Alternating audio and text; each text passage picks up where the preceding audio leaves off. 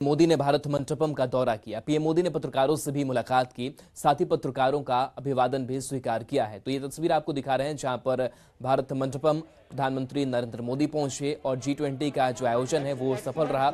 और इस सफलता के बाद से पीएम मोदी ने पत्रकारों से बातचीत की, मुलाकात की और पत्रकारों का अभिवादन स्वीकार किया है।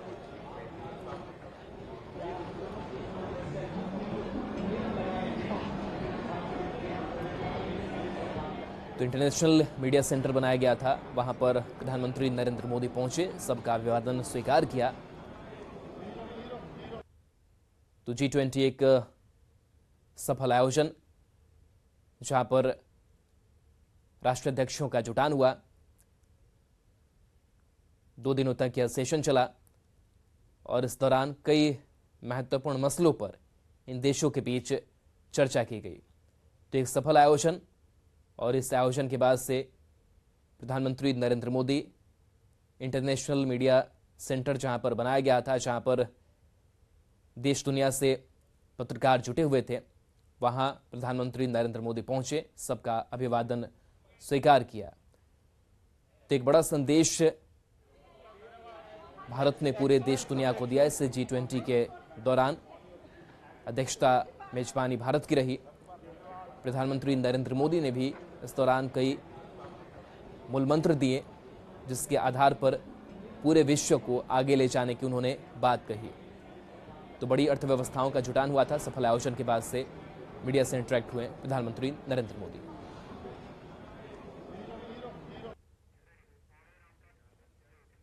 G20 समिट में राष्ट्रपति की सफर से दिए गए रात्रि भोज में बिहार के सीएम नीतीश कुमार भी शामिल हुए। डिनर में नीतीश कुमार और पीएम मोदी की भी मुलाकात हुई। मुलाकात से बिहार में सियासी बहस शुरू हो गई है।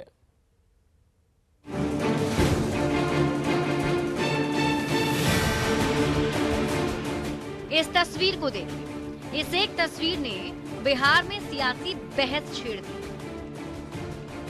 बहस क्यों और कैसे शुरू हुई वो भी आपको बताएंगे, लेकिन पहले शनिवार को G20 समिट में राष्ट्रपति की तरफ से दी गई रात्रि भोज की इस तस्वीर को गौर से देखें। सबसे बाईं तरफ अमेरिकी राष्ट्रपति जो बाइडेन हैं, फिर अपने देश के राष्ट्रपति द्रौपदी मुर्मू, फिर प्रधानमंत्री नरेंद्र मोदी, उसके बाद बिहार के मुख्यमंत्री नीतीश कुमार और सबसे दाहिनी तरफ झारखंड के मुख्यमंत्री हेमंत सोरेन।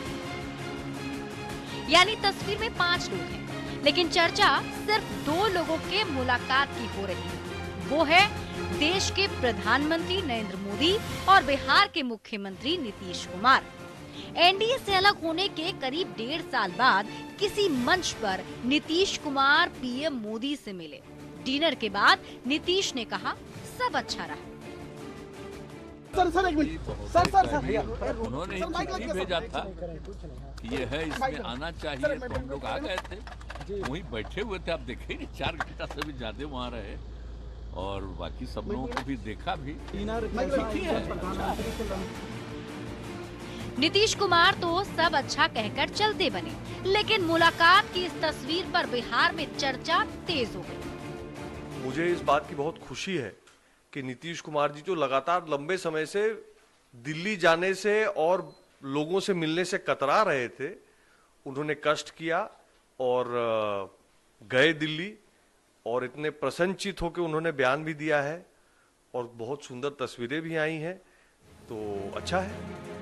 कयासबाजी तब ज्यादा और तेज हो गई जब मोदी नीतीश की मुलाकात पर बोलते हुए बीजेपी नेता ऋतुराज सिन्हा ने कुछ ऐसा संदेश दे दिया कि राजनीति में सब कुछ संभव है। हमारा पूरा मानना है कि बिहार की जनता मोदी जी के साथ है। बची बात आगे क्या होना है, तो इसमें क्या कहा जाए, ये तो राजनीति है। हालांकि राष्ट्रीय लोक जनता दल के प्रधान महासचिव माधव आनंद ने कहा कि जब अमित शाह बोल चुके हैं कि नीतीश कुमार के लिए एनडीए में कोई जगह नहीं है, तो फिर इस कयासबाजी का कोई मतलब नहीं है। निश्चित रूप से राजनीति में सब कुछ संभव है, लेकिन यह अब असंभव है कि आदरणीय नीतीश कुमार जी की एनडीए में वापसी हो, क्योंकि आदरणीय गृह मंत्री जी ने एक बार नहीं कई दफे कहा है कि नीतीश कुमार जी के लिए एनडीए के दरवाजे हमेशा के लिए बंद हो चुके हैं। वहीं जेडीयू और कांग्रेस के नेताओं का भी कहना है कि राष्ट्रपति ने भोज दिया था, जिसमें मुख्यमंत्री के नाते नीतीश कुमार शामिल हुए। इसके राजनीतिक मायने नहीं निकाले जाने चाहिए। इसके कोई राजनीतिक निहितार्थ नहीं है। जो भी बातें चल रही हैं वो निराधार है। ये भारतीय जनता पार्टी का कोई पर्सनल प्रोग्राम तो था नहीं कि वो चले गए। भारतीय जनता पार्टी को सिर्फ एक बातों का बहाना चाहिए। अब भविष्य में क्या होगा ये कौन जानता है, लेकिन मोदी नीतीश की तस्वीर और ऋतुराज सिन्हा के बयान से बिहार में सियासी बहस तो छिड़ ही गई है। न्यूज़ 18 के लिए दिल्ली से अमितेश और पटना से अमित कुमार की रिपोर्ट। वहीं G20 की बैठक में नीतीश के डिनर में शामिल होने पर मांझी ने बड़ा बयान दे दिया। मांझी ने नीतीश के फिर से पलटने की आशंका जताई है। उन्होंने कहा कि ये कुछ आगे की राजनीति की तरफ इशारा करती है, लेकिन अभी कयास लगाया जा सकता है। माननीय नीतीश कुमार जी डिनर में गए प्रधान मुख्यमंत्री की बहैसियत, ये आगे की कुछ बात इंडिकेट करती है। जो सामने आएगा उसके बारे में अभी कुछ नहीं कर सकते हैं, सिर्फ कयास लगाया जा सकता है।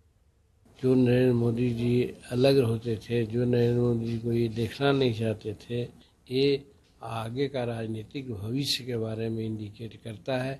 क्या होगा आने वाला दिन में देखिएगा। बीजेपी सांसद सुशील मोदी ने एक बार फिर विपक्ष पर निशाना साधा है। सोशल मीडिया साइट एक्स पर सुशील मोदी ने पोस्ट किया है कि G20 का बहिष्कार कर कांग्रेस ने हताशा दिखाई। किसी दल के अध्यक्ष को न्योता नहीं था तो खड़गे को क्यों बुलाया जाता। नीतीश कुमार शामिल हुए पर मंत्री ने कूटनीतिक मामलों की नासमझी दिखाई। भारत मंडपम में नालंदा विश्वविद्यालय मधुबनी पेंटिंग से बिहार की ब्रांडिंग हुई है।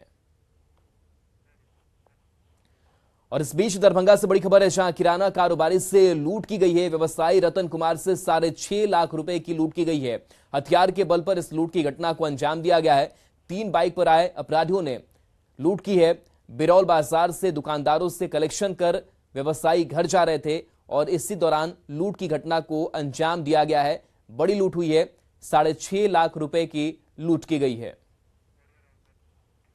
आरजेडी के राष्ट्रीय अध्यक्ष लालू प्रसाद देवघर पहुंचे, जहां आरजेडी कार्यकर्ताओं ने गर्मजोशी के साथ उनका स्वागत किया। लालू प्रसाद एयरपोर्ट से सीधे गेस्ट हाउस के लिए रवाना हो गए। बता दें कि एयरपोर्ट पर कार्यकर्ताओं की इतनी भीड़ थी कि उन्हें एयरपोर्ट से निकलने के लिए कुछ देर तक इंतजार करना पड़ा। लालू प्रसाद जैसे ही एयरपोर्ट से निकले, कार्यकर्ताओं ने उन पर फूलों की बारिश की। लालू प्रसाद के साथ उनकी पत्नी और पूर्व मुख्यमंत्री राबड़ी देवी भी देवघर पहुंची हैं। देवघर सर्किट हाउस में लालू प्रसाद का कृषि मंत्री बादल पत्रलेख ने स्वागत किया। लालू प्रसाद कल यानी सोमवार को बाबा बैद्यनाथ के दर्शन करेंगे।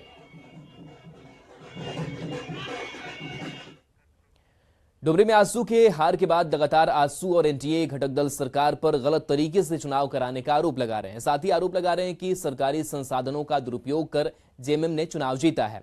आजसू सांसद चंद्र प्रकाश चौधरी ने कहा कि आजसू को कई जगह पर चुनाव प्रचार के दौरान भी सरकारी तंत्र द्वारा परेशान किया गया। न्यूज़ 18 से बातचीत में चंद्र प्रकाश चौधरी ने हेमंत सरकार पर जमकर हमला बोला और कहा कि सरकार ने पिछले 4 साल में कुछ भी नहीं किया।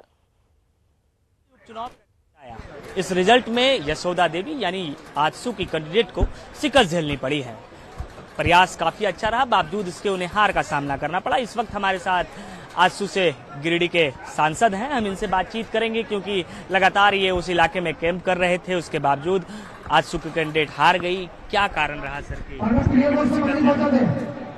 देखिए, डुमरी विधानसभा उपचुनाव जो हुआ और इस उपचुनाव में सरकार जो खुद मुख्यमंत्री जी उस उपचुनाव का नेतृत्व कर रहे थे और हमारे तरफ से आदरणीय सुदेश कुमार महतो जी प्लस एनडीए के सभी लोग थे।